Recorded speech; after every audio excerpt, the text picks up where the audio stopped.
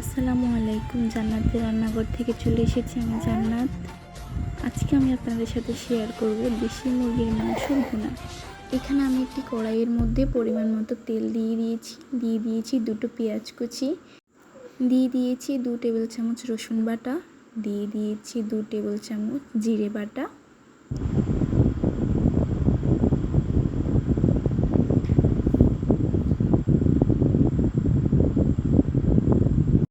এখন আমি এই মশলাগুলোকে তেলের সাথে ভালো করে ভেজে নেব।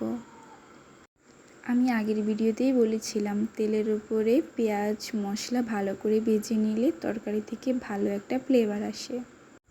তো এখন আমি সবগুলো উপকরণ দিয়ে দিয়েছি। দেখতেই পাচ্ছ আমার মশলাটার কালার কেমন এসেছে। মশলাটা একটু ভালো করে কষিয়ে নেব। তারপর মশলার মধ্যে দিয়ে দেব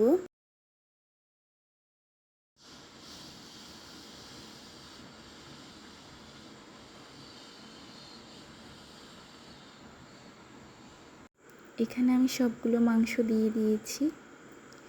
এখন আমি ভালো করে নেড়েচেড়ে মাংসগুলোকে মশলার সাথে মিক্স করে নেব।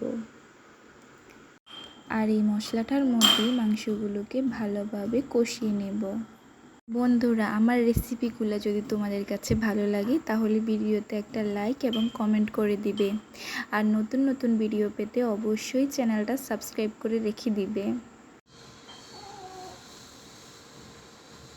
এখন আমি মাংসগুলোকে কিছুক্ষণের জন্য ঢাকনা দিয়ে রেখে দেব। কিছুক্ষণ পর ফিরে এলাম। এই যে দেখতে পাচ্ছ আমার মাংসটা কষানো হয়ে গেছে, খুব সুন্দর একটা কালার এসেছে, ঝোলগুলিও শুকিয়ে গেছে।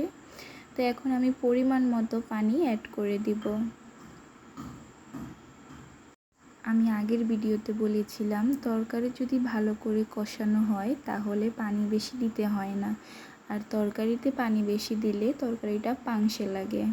তো এখানে তোমরা দেখতেই পাচ্ছ আমি খুবই অল্প পরিমাণে পানি অ্যাড করেছি, কারণ মাংসটাকে আমি আগে থেকেই ভালো করে কষিয়ে নিয়েছি।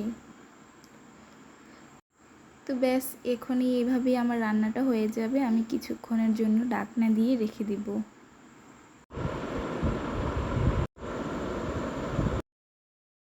তো এই যে আমার রান্নাটা হয়ে গেছে, কেমন হয়েছে অবশ্যই কমেন্ট করে জানাবা।